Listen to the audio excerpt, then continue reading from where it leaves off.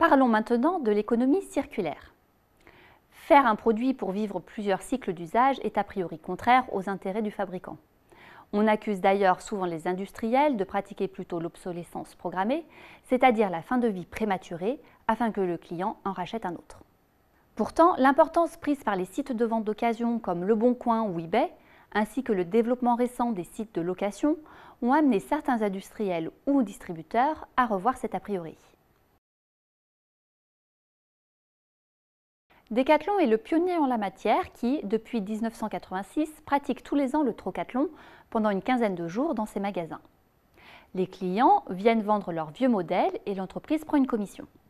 Elle a porté ce principe sur Internet avec trocathlon.fr où les petites annonces sont affichées toute l'année et la vente est obligatoirement effectuée en magasin, celui-ci validant la qualité du produit.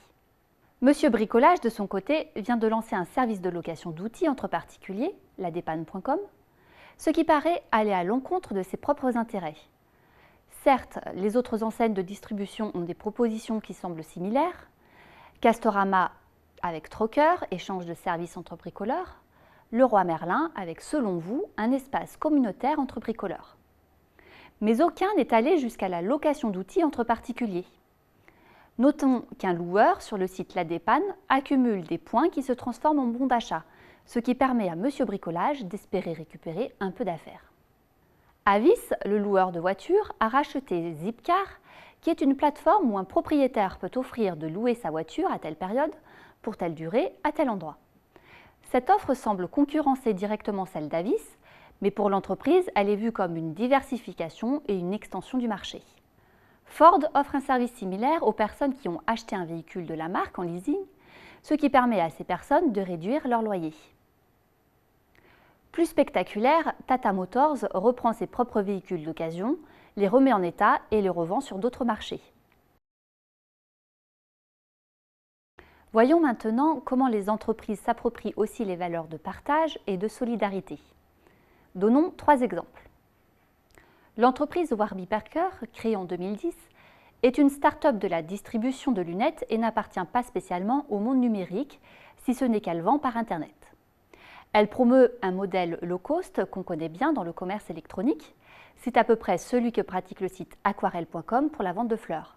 Produits de qualité et gamme restreinte, prix défiant toute concurrence. Une des originalités de sa démarche est que lorsqu'on y achète une paire de lunettes, la seconde est offerte à un nécessiteux. Un cas très concret d'économie du partage mis au point par cette entreprise avec un sens aigu du marketing.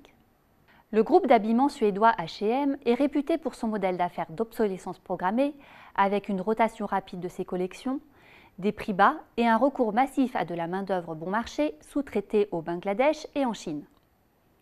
Depuis 2011, l'entreprise tente de renverser complètement cette image en promouvant une collection qualifiée de conscious, c'est-à-dire attentive à l'environnement, coton organique, matière en polymère issue du recyclage, et aux conditions de travail des producteurs. De plus, elle recycle vos vieux vêtements et vous rémunère en bon d'achat.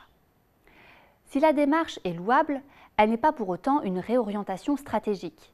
La collection Conscious reste une niche dans l'offre de la marque qui pourra peut-être évoluer en fonction des réactions du marché.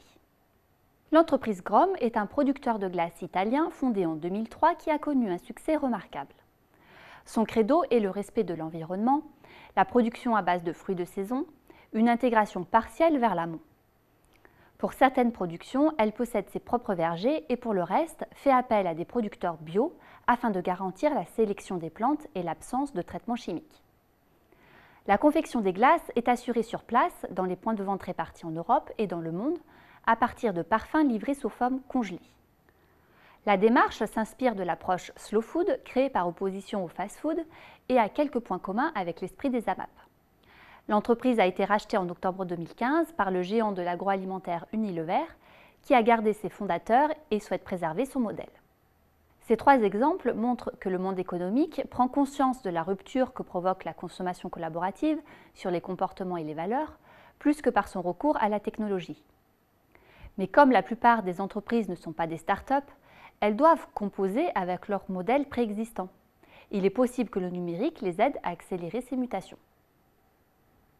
En conclusion, pour les entreprises, la consommation collaborative, c'est au premier abord l'ubérisation, c'est-à-dire la perspective de voir leur modèle d'affaires mis à mal en quelques mois par la technologie et la mobilisation d'une foule d'offreurs.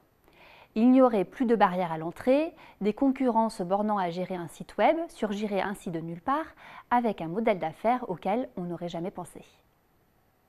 Mais on vient de le voir, la consommation collaborative offre aussi des sources d'inspiration aux entreprises traditionnelles pour se réinventer, pour imaginer de nouvelles offres de services. Et le maître mot désormais, c'est enrichir l'expérience client. On peut ainsi voir l'irruption de la consommation collaborative sous plusieurs angles. Celui de l'efficacité économique. Si les modèles d'affaires des plateformes comme Blablacar ou Airbnb sont viables, c'est souvent parce qu'elles donnent de nouvelles opportunités de transaction aux acteurs économiques, donc elles accroissent leur bien-être. Elles ont leur utilité sociale. Et plutôt que d'être tétanisées par ces licornes, les entreprises traditionnelles doivent comprendre leur proposition de valeur afin d'en construire une qui soit également viable. La consommation collaborative invite aussi à repenser les valeurs individuelles du consommateur. La fameuse expérience client étant mise en avant, il s'agit de lui offrir des services plus que de lui vendre des objets à l'utilité faible, voire douteuse. Cette prise de conscience peut provoquer chez certaines entreprises traditionnelles une réorientation stratégique majeure. La consommation collaborative repose bien souvent sur des valeurs sociétales, notamment la préservation de l'environnement qui apparaît dans l'économie circulaire. La consommation collaborative met aussi en évidence des questions de partage et de redistribution sur lesquelles les entreprises traditionnelles peuvent se pencher.